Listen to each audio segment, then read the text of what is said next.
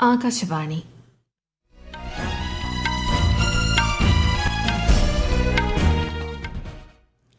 നമസ്കാരം.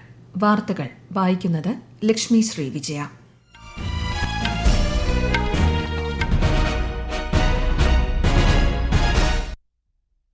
പ്രധാന വാർത്തകൾ. നയതന്ത്ര ഇടപെടലുകളിലൂടെ ഇറാൻ ഇസ്രായേൽ സംഘർഷം അവസാനിപ്പിക്കണമെന്ന് പ്രധാനമന്ത്രി നരേന്ദ്രമോദി. ഇറാൻ പ്രസിഡന്റുമായി പ്രധാനമന്ത്രി ആശയവിനിമയം നടത്തി. അയവില്ലാതെ ഇറാൻ ഇസ്രായേൽ സംഘർഷം. ഇറാനെതിരെ US നടത്തിയ ആക്രമണത്തിൽ സമ്മിശ്ര പ്രതികരണവുമായി ലോകരാഷ്ട്രങ്ങൾ. ഇസ്രായേലിനെതിരെ ശക്തമായ മിസൈൽ ആക്രമണവുമായി ഇറാന്റെ തിരിച്ചടി. പരിഷ്കൃത സമൂഹത്തിൽ അക്രമത്തിനും നക്സൽ ഭീകരതയ്ക്കും സ്ഥാനമില്ലെന്ന് കേന്ദ്ര ആഭ്യന്തരമന്ത്രി അമിത്ഷാ. ഇന്ത്യൻ നാവികസേനയുടെ ഏറ്റവും പുതിയ ബഹുവിനിയോഗ യുദ്ധക്കപ്പൽ തമാൽ അടുത്ത മാസം 1 കമ്മീഷൻ ചെയ്യും. നിലമ്പൂർ നിയമസഭാ ഉപതെരഞ്ഞെടുപ്പിന്റെ വോട്ടെണ്ണൽ നാളെ. ഒരുക്കങ്ങൾ പൂർത്തിയായി. ലീഡ്സ് ക്രിക്കറ്റ് ടെസ്റ്റിൽ ഇന്ത്യക്കെതിരെ ഇംഗ്ലണ്ടിന്റെ 1ാം ഇന്നിംഗ്സ് ബാറ്റിംഗ് പുരോഗമിക്കുന്നു. വാർത്തകൾ വിശദമായി. ഇറാൻ പ്രസിഡന്റുമായി ആശയവിനിമയം നടത്തി പ്രധാനമന്ത്രി നരേന്ദ്രമോദി. ഇറാനും ഇസ്രായേലും തമ്മിലുള്ള സംഘർഷങ്ങളിൽ അദ്ദേഹം ആശങ്ക പ്രകടിപ്പിച്ചു. പ്രാദേശിക സമാധാനം, സുരക്ഷ, സ്ഥിരത എന്നിവ എത്രയും വേഗം പുനഃസ്ഥാപിക്കേണ്ടതുണ്ടെന്നും സംഘർഷം ഉടനടി കുറയ്ക്കുന്നതിനായി ചർച്ചകളും നയതന്ത്ര ഇടപെടലുകളും ആവശ്യമാണെന്നും അദ്ദേഹം വ്യക്തമാക്കി. സാമൂഹ്യമാധ്യമ പോസ്റ്റിലാണ് പ്രധാനമന്ത്രി ഇക്കാര്യം അറിയിച്ചത്. അയവില്ലാതെ ഇറാൻ ഇസ്രായേൽ സംഘർഷം. ഓപ്പറേഷൻ ട്രൂ പ്രോമിസ് 3യുടെ ഭാഗമായി ഇറാൻ ഇസ്രായേലിനെതിരായി ഏറ്റവും പ്രഹരശേഷിയുള്ള മിസൈൽ ആക്രമണം നടത്തി. ബെൻഗുറിയോൺ വിമാനത്താവളം, മറ്റു ഗവേഷണ നിരീക്ഷണ കേന്ദ്രങ്ങൾ എന്നിവയെ ലക്ഷ്യമിട്ടായിരുന്നു ആക്രമണം. ഇറാനെതിരായി കഴിഞ്ഞ ദിവസങ്ങളിൽ അമേരിക്കൻ ഇസ്രായേലി സേനകൾ നടത്തിയ ആക്രമണത്തിന് മറുപടിയായാണ് തിരിച്ചടിയെന്ന് ഇറാൻ സൈനിക വിഭാഗമായ ഇസ്ലാമിക് റവല്യൂഷണറി ഗാർഡ് അറിയിച്ചു. ആക്രമണത്തിൽ ഒരാൾ മരിക്കുകയും 23ഓളം പേർക്ക് പരിക്കേൽക്കുകയും ചെയ്തു. 18 ഇറാനിയൻ മിസൈലുകൾ ഇസ്രായേലിൽ പതിച്ചതായാണ് ഔദ്യോഗിക സ്ഥിരീകരണം. ഇറാനിലെ അടിയന്തര സാഹചര്യം കണക്കിലെടുത്ത് അന്താരാഷ്ട്ര ആണവോർജ്ജ ഏജൻസി നാളെ അടിയന്തര യോഗം ചേരുമെന്ന് ഏജൻസി മേധാവി റാഫേൽ ഗ്രോസി അറിയിച്ചു. ഇറാനിയൻ ആണവ കേന്ദ്രങ്ങളിൽ US സൈനിക ആക്രമണം നടത്തിയതിനെ തുടർന്നാണ് ഏജൻസിയുടെ അടിയന്തര യോഗം ചേരുന്നത്. അതേസമയം US ആക്രമണങ്ങളെക്കുറിച്ച് അന്വേഷണം നടത്തണമെന്നും US നടപടിയെ അപലപിക്കണമെന്നും ആവശ്യപ്പെട്ട് ഇറാന്റെ ആണവ മേധാവി അന്താരാഷ്ട്ര ആണവോർജ്ജ ഏജൻസിക്ക് കത്തെഴുതി.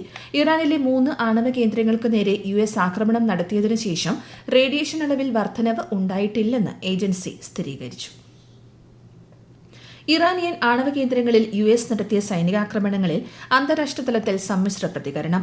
സംഘർഷ മേഖലയിൽ സംയമനം പാലിക്കാനും നയതന്ത്ര ചർച്ചകളിലേക്ക് തിരികെ വരാനും ലോക നേതാക്കൾ ആഹ്വാനം ചെയ്തു. UK പ്രധാനമന്ത്രി US നടപടിയെ പിന്തുണച്ചെങ്കിലും മേഖലയിലെ സ്ഥിരതയുടെ പ്രാധാന്യം എടുത്തു പറഞ്ഞു. സംഘർഷത്തിൽ ആശങ്ക പ്രകടിപ്പിച്ച് സൗദി അറേബ്യ പ്രശ്നത്തിന് രാഷ്ട്രീയ പരിഹാരമുണ്ടാക്കാൻ അന്താരാഷ്ട്ര സമൂഹത്തോട് ആവശ്യപ്പെട്ടു. ഖത്തർ, ഒമാൻ എന്നീ രാജ്യങ്ങൾ US ആക്രമണങ്ങളെ ശക്തമായി അപലപിച്ചു. ഇറാനെ ആണവായുധങ്ങൾ കൈവശം വയ്ക്കാൻ അനുവദിക്കരുതെന്നും ചർച്ചകളിലൂടെ പ്രശ്നം പരിഹരിക്കണമെന്നും യൂറോപ്പും അയർലൻഡും അഭിപ്രായപ്പെട്ടു. സംഘർഷബാധിതമായ ഇറാനിൽ നിന്ന് ഓപ്പറേഷൻ സിന്ധുവിന്റെ ഭാഗമായി ഇതുവരെ 1117 ഇന്ത്യൻ പൌരന്മാരെ ഒഴിപ്പിച്ചു. അവരിൽ 290 പേർ പ്രത്യേക വിമാനത്തിൽ ഇന്നലെ രാത്രി ന്യൂഡൽഹിയിലെത്തി. അതേസമയം സംഘർഷ സ്ഥലത്ത് നിന്ന് തങ്ങളുടെ പൌരന്മാരെ ഒഴിപ്പിക്കാൻ സഹായിച്ചതിന് നേപ്പാളും ശ്രീലങ്കയും ഇന്ത്യയോട് നന്ദി അറിയിച്ചു. ശ്രീലങ്കയും ഇന്ത്യയും തമ്മിലുള്ള ആഴത്തിലുള്ള ബന്ധത്തെയും പങ്കാളിത്തത്തെയും ഇത് പ്രതിഫലിപ്പിക്കുന്നതായി ശ്രീലങ്കൻ വിദേശകാര്യമന്ത്രി അഭിപ്രായപ്പെട്ടു. ഭീകരതയ്ക്കെതിരെ ആഗോള സമവായം സൃഷ്ടിക്കുന്നതിന്റെ ഭാഗമായി പ്രധാനമന്ത്രി നരേന്ദ്രമോദി അടുത്ത മാസം ബഹുരാഷ്ട്ര പര്യടനം നടത്തും. ബ്രസീലിൽ 17ാമത് ബ്രിക്സ് ഉച്ചകോടിയിലും പ്രധാനമന്ത്രി പങ്കെടുക്കും. Morocco, Argentina, Brazil, Trinidad and Tobago, Jordan എന്നീ രാജ്യങ്ങളിലാണ് പ്രധാനമന്ത്രിയുടെ സന്ദർശനം. ഇന്ത്യൻ നാവികസേനയുടെ ഏറ്റവും പുതിയ ബഹുവിനിയോഗ യുദ്ധക്കപ്പൽ തമാൽ അടുത്ത മാസം 1 റഷ്യയിലെ കലിനിൻഗ്രാഡിൽ കമ്മീഷൻ ചെയ്യും. പശ്ചിമ നേവൽ കമാൻഡിലെ flag officer commanding in chief vice admiral Sanjay Jaisingh ചടങ്ങിൽ മുഖ്യാതിഥിയായി പങ്കെടുക്കും. കഴിഞ്ഞ 2 പതിറ്റാണ്ടുകൾക്കിടെ റഷ്യയിൽ നിന്നും എത്തിച്ച ക്രിവാക് യുദ്ധക്കപ്പലുകളിലെ 8ാമത്തേതാണ് തമാൽ എന്നും കപ്പലിന്റെ നിർമ്മാണം മോസ്കോയിലെ ഇന്ത്യൻ എംബസിക്ക് കീഴിൽ പ്രവർത്തിച്ച പ്രത്യേക ഇന്ത്യൻ സഖ്യം നിരീക്ഷിച്ചു വന്നിരുന്നതായും രാജ്യരക്ഷാ മന്ത്രാലയം വ്യക്തമാക്കി. നിലമ്പൂർ നിയമസഭാ ഉപതെരഞ്ഞെടുപ്പിന്റെ വോട്ടെണ്ണൽ നാളെ. ചുങ്കത്തറ മാർത്തോമ ഹയർ സെക്കൻഡറി സ്കൂളിൽ രാവിലെ 8 വോട്ടെണ്ണൽ ആരംഭിക്കും. ആദ്യം പോസ്റ്റൽ വോട്ടും തുടർന്ന് ഇലക്ട്രോണിക് വോട്ടിംഗ് മെഷീനുകളിലെ വോട്ടും എണ്ണും. വോട്ടെണ്ണലിനുള്ള എല്ലാ സജ്ജീകരണങ്ങളും പൂർത്തിയായി. സ്ഥലത്ത് കേന്ദ്രസേനയുടെയും പോലീസിന്റെയും ത്രിതല സുരക്ഷാ സംവിധാനം ഏർപ്പെടുത്തിയിട്ടുണ്ട്. ഈ മാസം 19 നടന്ന വോട്ടെടുപ്പിൽ 75.27% പോളിംഗാണ് രേഖപ്പെടുത്തിയത്. LDFന്റെ എം സ്വരാജ്, UDFന്റെ ആര്യാടൻ ഷൌക്കത്ത്, NDAയുടെ മോഹൻ ജോർജ്, സ്വതന്ത്ര സ്ഥാനാർത്ഥി PV അൻവർ തുടങ്ങി 10 സ്ഥാനാർത്ഥികളാണ് ഉള്ളത്. ഈ വാർത്തകൾ ആകാശവാണിയിൽ നിന്ന്. ആകാശവാണി വാർത്തകളും വാർത്താധിഷ്ഠിത പരിപാടികളും all India radio news Thiruvananthapuram YouTube ചാനലിലും @all India radio news Thiruvananthapuram Facebook പേജിലും AR News_ തിരുവനന്തപുരം ഇൻസ്റ്റഗ്രാം അക്കൌണ്ടിലും @AR News_TVM X ഹാൻഡിലും ലഭ്യമാണ്. ലീഡ്സ് ക്രിക്കറ്റ് ടെസ്റ്റിൽ ഇന്ത്യക്കെതിരെ ഇംഗ്ലണ്ടിന്റെ ഒന്നാം ഇന്നിംഗ്സ് ബാറ്റിംഗ് പുരോഗമിക്കുന്നു. ഒടുവിൽ റിപ്പോർട്ട് കിട്ടുമ്പോൾ ഇംഗ്ലണ്ട് 7 വിക്കറ്റ് നഷ്ടത്തിൽ 427 റൺസ് എന്ന നിലയിലാണ്. ഇന്നലെ കളി അവസാനിക്കുമ്പോൾ ഇംഗ്ലണ്ട് 3 വിക്കറ്റിന് 209 റൺസ് എടുത്തിരുന്നു. ഇന്ത്യയുടെ ആദ്യ ഇന്നിംഗ്സ് 471 റൺസിനാണ് അവസാനിച്ചത്. പരിഷ്കൃത സമൂഹത്തിൽ അക്രമത്തിനും നക്സൽ ഭീകരതയ്ക്കും സ്ഥാനമില്ലെന്ന് കേന്ദ്ര ആഭ്യന്തരമന്ത്രി അമിത്ഷാ. ഛത്തീസ്ഗഡിൽ നാഷണൽ ഫോറൻസിക് സയൻസസ് യൂണിവേഴ്സിറ്റിയുടെയും സെൻട്രൽ ഫോറൻസിക് സയൻസ് ലബോറട്ടറിയുടെയും പുതിയ കെട്ടിടങ്ങളുടെ ശിലാസ്ഥാപനം നിർവഹിച്ച് സംസാരിക്കുകയായിരുന്നു അദ്ദേഹം. ഛത്തീസ്ഗഡിലെ ക്രിമിനൽ നീതിന്യായ വ്യവസ്ഥയെ ആധുനികവൽക്കരിക്കുക എന്നതിനോടൊപ്പം അടുത്ത വർഷത്തോടെ രാജ്യം സമ്പൂർണ്ണമായി നക്സൽ മുക്തമാക്കുക എന്നതും സർക്കാരിന്റെ പ്രഥമ പരിഗണനാ വിഷയമാണ്. വിവിധ സംസ്ഥാനങ്ങളിൽ സേനാ വിഭാഗങ്ങൾ രാജ്യസുരക്ഷയുടെ പ്രാധാന്യം ഉയർത്തിക്കാട്ടി വ്യത്യസ്ത പ്രചാരണ പരിപാടികൾ സംഘടിപ്പിക്കുന്നതായും ലക്ഷ്യം ഒട്ടും അകലെയല്ലെന്നും ശ്രീ ഷാ പറഞ്ഞു.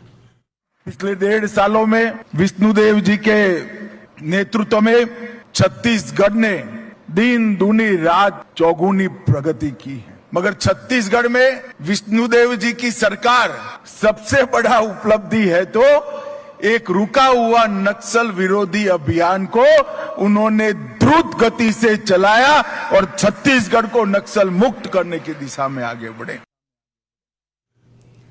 ഛത്തീസ്ഗഡ് സർക്കാർ അവലംബിച്ച കീഴടങ്ങൽ നയം മാവോയിസ്റ്റുകൾ പ്രയോജനപ്പെടുത്തണമെന്നും ആധുനിക ഛത്തീസ്ഗഡിന്റെ നിർമ്മാണത്തിൽ ഏവരും പങ്കാളികളാകണമെന്നും കേന്ദ്രമന്ത്രി വ്യക്തമാക്കി. 2 ദിവസത്തെ ഛത്തീസ്ഗഡ് സന്ദർശനത്തിനായി ഇന്ന് റായ്പൂരിലെത്തിയ ആഭ്യന്തരമന്ത്രി അമിത്ഷാ നാളെ നാരായൺപൂർ ജില്ലയിലെ അബൂജ്മദ് പ്രദേശം സന്ദർശിക്കുകയും അവിടുത്തെ ഗ്രാമീണരുമായി സംവദിക്കുകയും ചെയ്യും.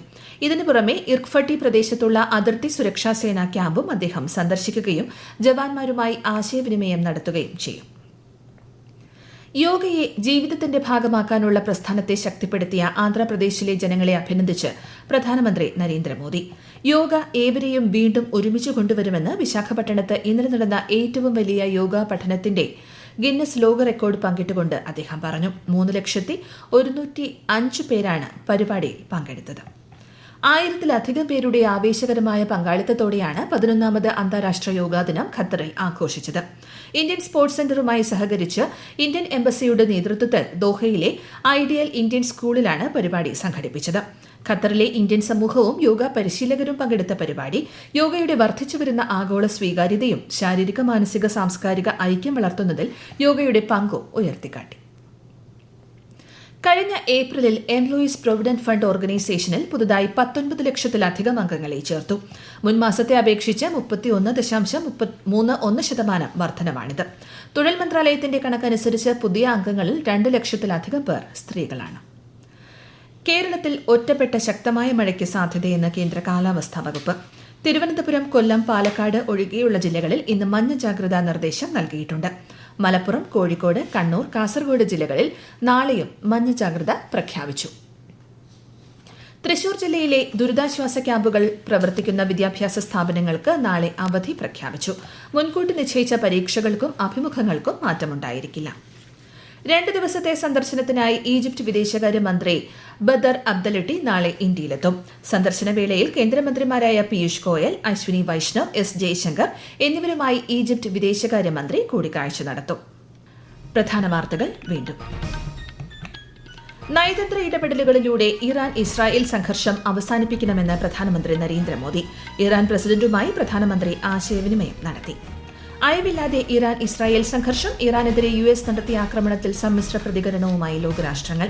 ഇസ്രായേലിനെതിരെ ശക്തമായ മിസൈൽ ആക്രമണവുമായി ഇറാന്റെ തിരിച്ചടി. പരിഷ്കൃത സമൂഹത്തിൽ അക്രമത്തിനും നക്സൽ ഭീകരതയ്ക്കും സ്ഥാനമില്ലെന്ന് കേന്ദ്ര ആഭ്യന്തരമന്ത്രി അമിത്ഷാ.